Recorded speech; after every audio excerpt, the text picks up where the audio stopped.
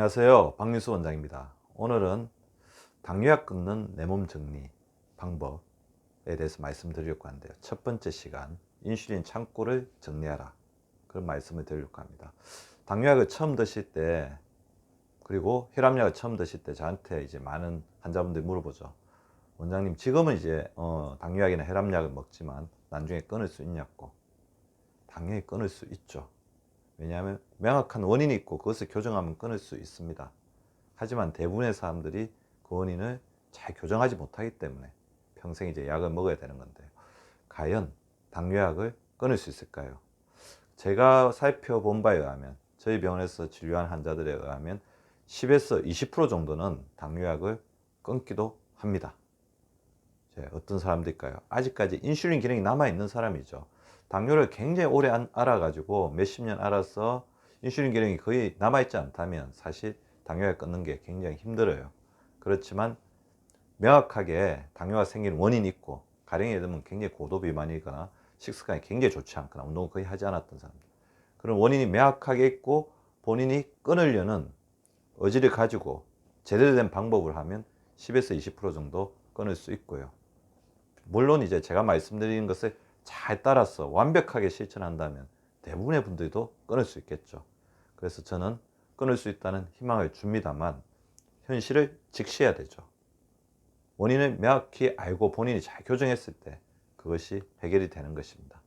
그래서 당뇨약 끊는 내 몸 정리, 내 몸을 정리하면 당뇨약을 끊을 수 있다는 건데, 세 가지 시리즈로 이제 이야기를 하겠습니다. 일단 인슐린 저장 창고를 정리하고, 그다음에 인슐린 사용 습관 제대로 사용해야 되죠. 그리고 인슐린의 적들을 잘 정리를 하면 인슐린 기능이 개선이 되겠죠. 그럼 당연히 당뇨약을 끊거나 줄일 수 있습니다.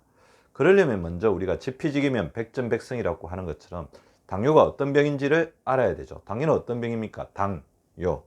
소변으로 당이 나오는 병이죠. 소변에 왜 당이 날까요? 우리 몸에 필요 없는 건 없습니다. 당이 우리 혈액 속에서 당이 있다는 것은 우리가 잘 이용하기 위해서 하는데, 소변으로 삐져나온다는 것은 두 가지 이유죠. 혈액 속에 너무 넘치기 때문에 삐져서 나오는 거죠. 그러다 보면 나중에 단백뇨까지 삐져나옵니다. 첫 번째. 두 번째는 혈액 속에서 이것이 무언가로 잘 저장이 되어서 사용이 돼야 되는데, 저장한 능력, 붙잡는 능력, 활용한 능력이 없기 때문에, 제대로 붙잡지를 못하기 때문에 소변으로 빠져나가는 겁니다. 혈관 속에 너무 오래 있으면 그것 자체가 독이잖아요. 그렇죠? 그래서 인슐린의 역할은 뭐냐면, 혈액 속에 있는 당을 제때 잘 사용할 수 있도록 저장하는, 우리 창고로 데리고 가는 길잡이라고 할 수 있고, 창고의 문을 여는 열쇠를 가지고 있는, 어떻게 보면 굉장히 중요한 당의 수호자, 활용자라고 할 수 있습니다. 그러려면 인슐린이 저장 창고까지 당을 데리고 갔을 때 저장 창고가 잘 받아줘야 되겠죠. 그래서 이런 겁니다. 우리가 인슐린이 제대로 잘 기능을 할 때는 혈액 속에 들어온 당을 잘 잡아서 저장 창고로 잘 저장을 하기 때문에 혈액 속에는 당과 인슐린이 그렇게 많이 안 돌아다녀도 됩니다. 그런데 인슐린의 기능이 떨어지면 어떻게 되겠습니까? 당을 잡아서 저장 창고에 넣지를 못하죠. 그러니까 저장되는 거 거의 없죠. 그러니까 자기가 똑같은 힘을 내려면 더 많이 당을 먹어야 되죠. 그래서 우리 단 음식 자꾸 땡기는 게 당뇨의 작용입니다. 그런데 제대로 저장을 못 시키니까 혈액 속에는 수많은 당과 인슐린이 돌아다닙니다. 그래서 당뇨의 초기에, 저는 이제 당뇨가 올지 안 올지를 검사할 때 인슐린 검사를 해보는데요. 인슐린이 과도하게 분비되는데, 이때 많이 돌아다니는 인슐린, 기능이 떨어진 인슐린이죠. 혈당, 거기 돌아다니는 혈당들이 우리 망막을 찌르고 신장을 찌르고 그래서 여러 가지 질병을 일으키는 겁니다. 자, 제 말을 잘 이제 듣다 보면, 인슐린이 당을 데리고 저장 창고로 갔는데 저장 창고가 잘 정리가 되어 있고, 그리고 인슐린이 가지고 있는 열쇠를 가지고 문을 열었을 때 창고가 잘 열려야 되겠구나. 그러려면 인슐린의 저장 창고가 잘 깨끗하게 정리가 되어 있고 정비가 잘 되어 있어야 된다는 것을 이제 느끼실 겁니다. 감이 오셨을 겁니다. 그래서 우리 아까 제가 말씀드렸을 때, 우리가 음식을 먹고 그것이 혈액 속에 당이 들어왔을 때 인슐린이 끌고 저장 창고가 가는데, 그 저장 창고에 순서들이 있습니다. 1번 창고, 간입니다. 간에서 탄수화물을 지방으로 변화를 시켜가지고 차곡차곡 잘 저장하죠. 그래서 간이 어떻게 됩니까? 깨끗해야 되죠. 그래서 인슐린 기능을 좋게 하는데 가장 중요한 것 중에 하나가 간 디톡스입니다. 그래서 지방간이라는 것은 억지로 계속해서 간에다가 우리 탄수화물을 지방으로 전환시키기 때문에 그것이 문제가 되어서 생기는 증상이 지방간이죠. 따라서 간에 어떻게 됩니까? 디톡스를 해야 되는 거죠. 그래서 간은 우리 몸의 해독기관이잖아요. 그래서 필요 없는 어떤 들어오는 외부의 요인들을 줄여야 됩니다. 술, 흡연, 필요 없는 약물이나 과도한 영양제 등을 금지해서 간이 청정하게 비어 있도록 하는 게 굉장히 중요할 것 같고요. 특히 술하고 탄수화물을 동시에 섭취하게 되면 우리가 간에 쓰는 또 술을 이제 해독시키는 작용도 하는데 탄수화물까지 들어오니까 이중의 고통을 받게 되겠죠. 그래서 간을 깨끗하게 하는 게 중요합니다. 간 다음에 또 어디를 저장하겠습니까? 그 다음에 근육입니다. 그래서 근육 저장 창구를 해야 되는데 근육 저장 창구는 크고 우람하고 잘 발달되어 있을수록 좋겠죠. 가장 큰 근육 저장 창구는 허벅지입니다. 그래서 제가 항상 말씀드린 것처럼 시간이 날 때마다 스쿼팅을 하다, 그걸 말씀드리죠. 그래서 매일 30분씩 당뇨가 있으신 분들은 반드시 유산소 운동도 중요하지만 근력 운동을 해주셔야 됩니다. 허벅지 운동, 스쿼팅을 하든지 상체 운동. 그래서 저 같은 경우에 팔굽혀기 이런 것들을 굉장히 우리 환자분들에게 강조를 하고 있고요. 복부 근육을 강화시키기 위해서 잇몸 일으키기. 그래서 근력 운동을 오히려 더 중점을 두어서 해야 되고, 근육의 재료가 되는 단백질 하루에 60에서 80g 자기 몸무게에 맞게끔 충분하게 섭취해 주는 것이 중요합니다.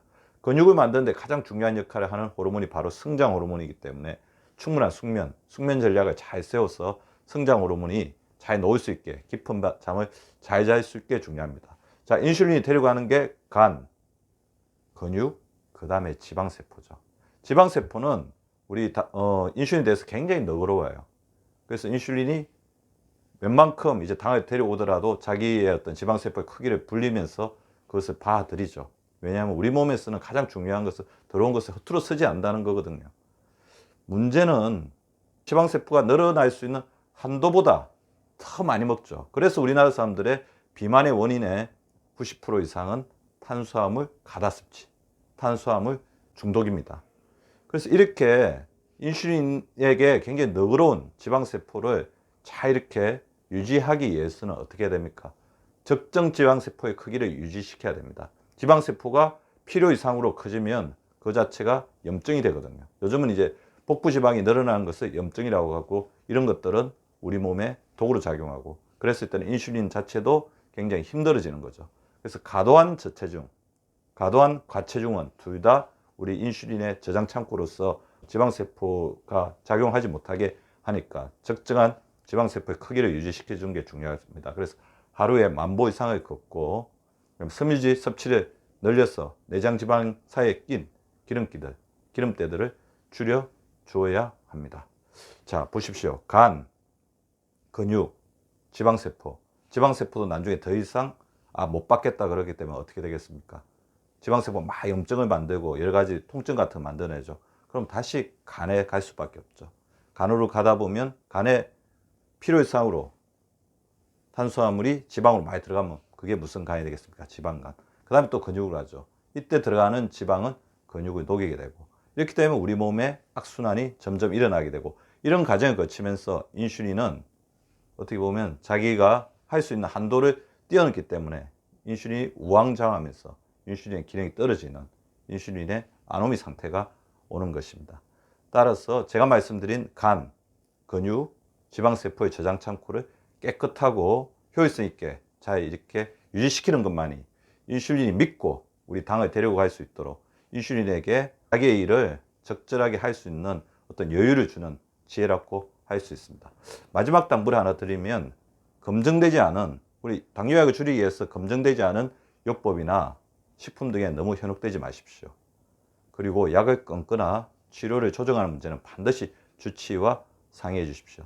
제가 당뇨약을 끊는 내 몸 정리라는 방법을 말씀드렸던 가장 큰 이유는, 끊으려는 의지를 가지고 제대로 된 방법으로 노력하시면 약을 줄이거나 끊을 수 있고, 약을 끊거나 줄이지는 못하더라도 약의 개수가 점점 늘어나서 인슐린 주사를 맞거나 나중에 조절이 안 되는 그런 단계까지 가는 것을 막을 수가 있다는 것입니다.